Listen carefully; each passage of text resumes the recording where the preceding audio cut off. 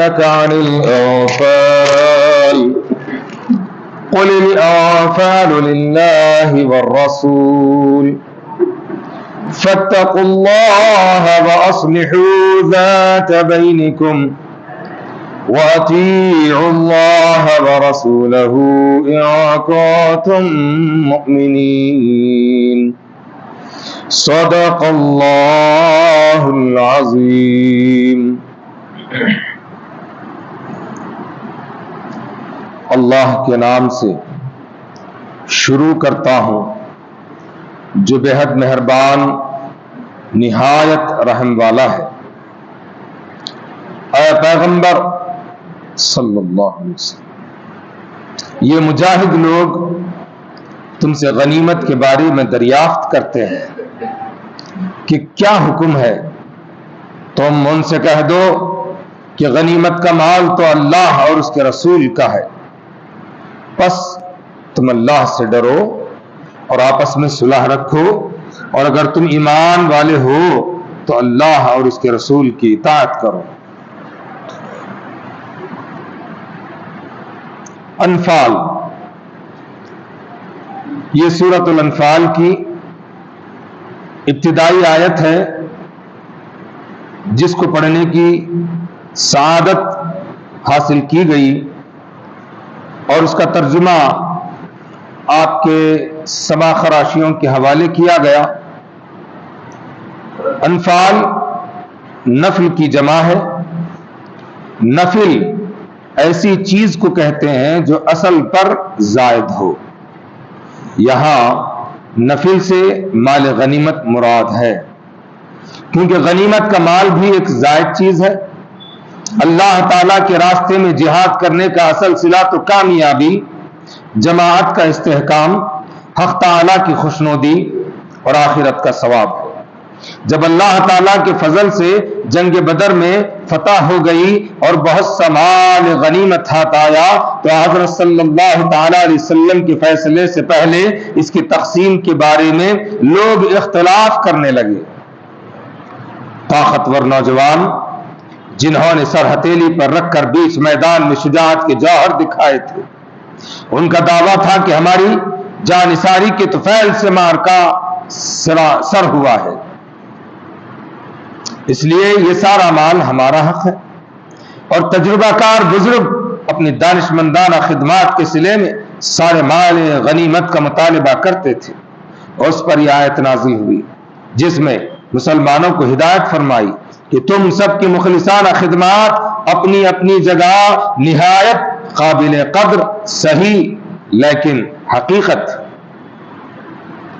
حقیقت میں کامیابی تو اللہ تعالیٰ کے فضل سے ہوئی ہے۔ اس لیے مال غنیمت پر تم اپنا حق مت جتاؤ، اس کو اللہ تعالیٰ کی ملک سمجھو، اور اللہ کے رسول اس معاملے میں جو فیصلہ کر دیں بسر و چشم اس کی تعمیل کرو۔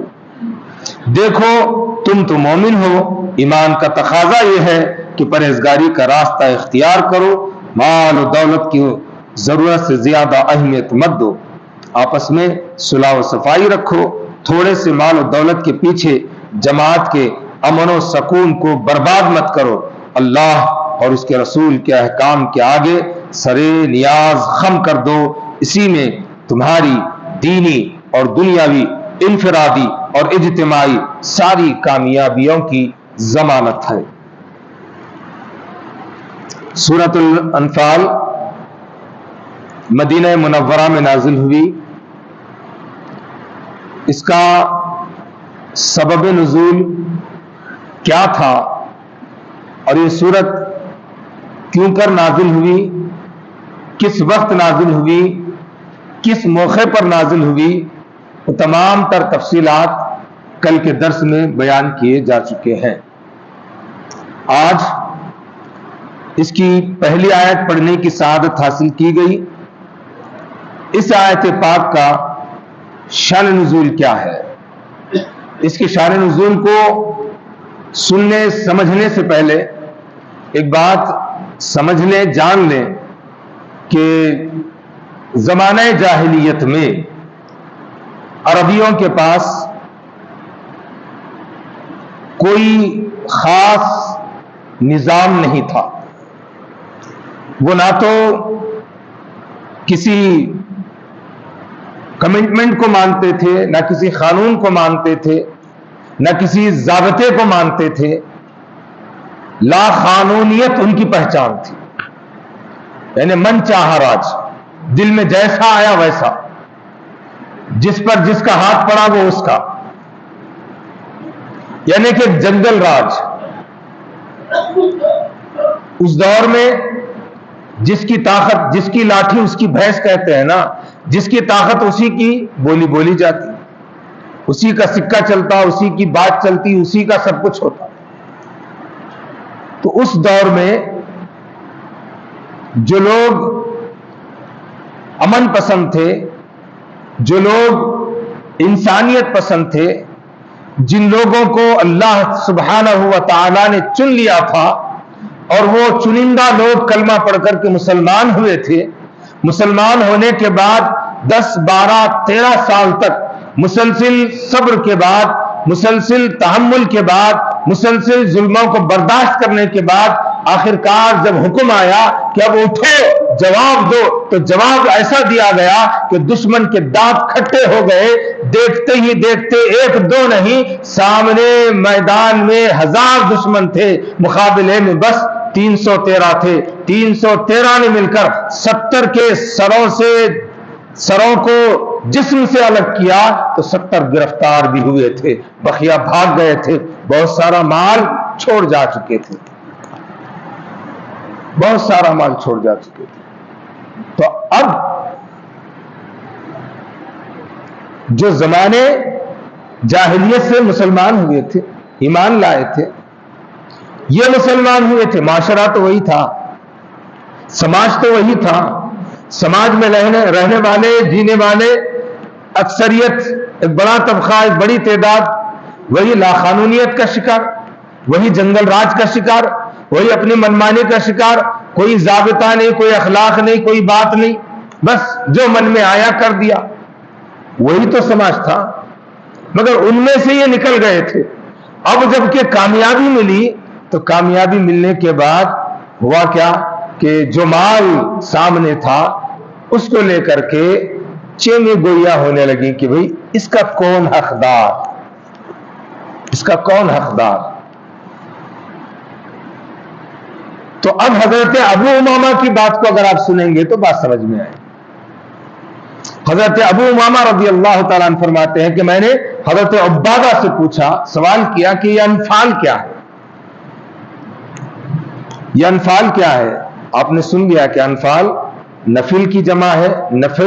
نفل کہتے ہیں زائد کو، ایکسٹرا کو. ایکسٹرنل میں جو چیز ہمیں ملتی ہے، اصل سے زائد جو چیز ملتی ہے وہ نفل ہے.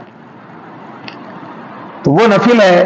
تو حضرت عبادہ فرماتے ہیں کہ جب میدان بدر میں مسلمانوں کو فتح نصیب ہوئی، کامیابی ملی، کامیابی ملنے کے بعد اس میں بہت سارا مال غنیمت بھی حاصل ہوا.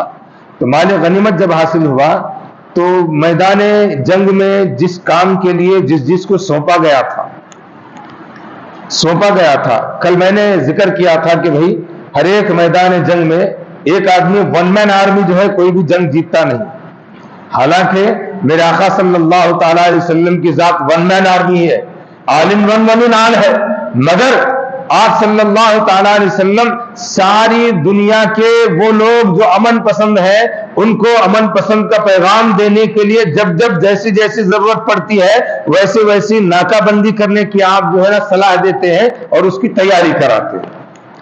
تو جب بدر کی بات آئی تو باضابطہ طور پر اس کے اندر ایک انٹلیکچوئلز کی ٹیم بھی تھی، باضابطہ طور پر اس کے اندر زمینی حقیقت سے واقفیت رکھنے والی، کہاں پہاڑ ہے، کہاں پتھر ہے، کہاں ریتی ہے، کہاں پر آپ کا یہ مٹی ہے، کیا کیسا ہوگا، سارا نقشہ ذہن میں رکھنے والے وہ لوگ بھی تھے. پھر ان کے ساتھ ہی ساتھ میں جنگ کے اصولوں سے واقفیت رکھنے والے کہ بھئی جنگ کیسی لڑی جاتی ہے، جبکہ جو ہے کیا ہے، 6 گھوڑے ہیں، 6 بھالے ہیں، 6 تلوار ہیں، یہ 6 لے کر کے کیسے لڑیں گے، اس کی ایک تدبیر بھی تو ہونا. کوئی بھی یدھ ہو اس کی رણنیتی چاہیے. بیوقوف لیڈر آج کل کیا سمجھ رہے بولے تو تارا تیر تلوار بھالا بندوق لے کے میدان میں نکلے تو اسے جنگ کی ضرورت ہے. یہ الیکشن پلیکشن آیا تو جنگ کی ضرورت نہیں ہے. میں میرا خاندان بالکل اللہ تعالیٰ سمجھ لوں, میں ایک جنا بس ہے. میرے آقا سے بڑا عالم کوئی تھا نہ, کوئی ہے نہ ہوگا, نہ کوئی تھا. میرے آقا صلی اللہ تعالی علیہ وسلم کی علم میں ہر بات ہوتی, ہر نقشہ ہوتا, مگر اس کے باوجود آپ صحابہ سے پوچھتے کہ بھئی اس کام کو کیسے کریں. اس کے باوجود انٹلیکچوئلز کے سامنے اپنے اوپینین کو رکھتے, ان کے اوپینین کو سنتے. یہ نہیں کہتے معلوم ہے نہیں وہاں تو کیا بولتا ہمارے کو, نہیں بولتے ایسا. میرے آقا کی زندگی دیکھو کہ میدان جنگ کے لیے نکلنا ہے, پورا نقشہ تیار کرتے. نقشہ تیار کرنے کے بعد ذمہ داریوں کو سونپتے, تجھے وہ مورچہ سنبھالنا ہے. نوجوانوں کو کہتے کہ تمہیں میدان جنگ سنبھالنا ہے. بڑے بوڑھوں کو کہتے کہ جو ہے تمہیں ناکہ بندی کا جو ہے مورچہ سنبھالنا ہے. تیسروں کو کہتے کہ تمہیں جھنڈے لے کر کے وہاں پر کھڑے رہنا ہے. کب کب کیسا کیسا سچویشن آ رہا ہے تمہیں اس کی انفارمیشن دینا ہے. لال جھنڈا یہ کہے گا, سفید جھنڈا یہ کہے گا, کالا جھنڈا یہ کہے گا. ہر ایک کو ایک ایک کام دے کر کے ان کا ایک ٹیم لیڈر بنا کر کے پھر ان کو کام سونپ دیا جاتا. اس کے بعد اس کے اوپر رہنمائی کی جاتی, اس کے اوپر سپروائزنگ کی جاتی. یہ تھا میرے آقا صلی اللہ تعالی علیہ وسلم کا سسٹم. ہر ایک معاملے میں, ہر ایک, یہاں تک کہ دینی معاملات میں. اذان آپ بولتے تو دے دیتے, مگر اذان کے لیے بڑی سبھا کرتے. سب سے پوچھتے ہیں کہ بھائی اذان کیسے دینا ہے, تم بولو. ڈھول بجانا ہے, ایک صاحب بولتے نہیں وہ شنکھ بجانا ہے, اور ایک صاحب بولتے نہیں صاحب آگ جلانا ہے. سب سنتے. اذان کیا دینا ہے معلوم ہے, مگر آپ کی زبان سے نکالتے. آپ کی زبان سے آپ بولنے کے بعد بولتے کہ ہاں یہ بات اچھی ہے, یہ عمل کریں. ہائے کیا طریقہ تھا, کس طرح سے لوگوں کو جوڑنا تھا, ان کے دلوں کو جیتنا تھا, پھر اپنا سکہ ان کے دلوں پر بٹھانا تھا, اپنا سکہ بٹھا کر کے ساری دنیا کے سامنے امن و محبت کا پیغام دینا تھا. آج تماشا ہو گیا ہے, ہنسی آتی ہے. آج کے سیاست دانوں کو دیکھتے ہیں تو ہنسی آتی ہے.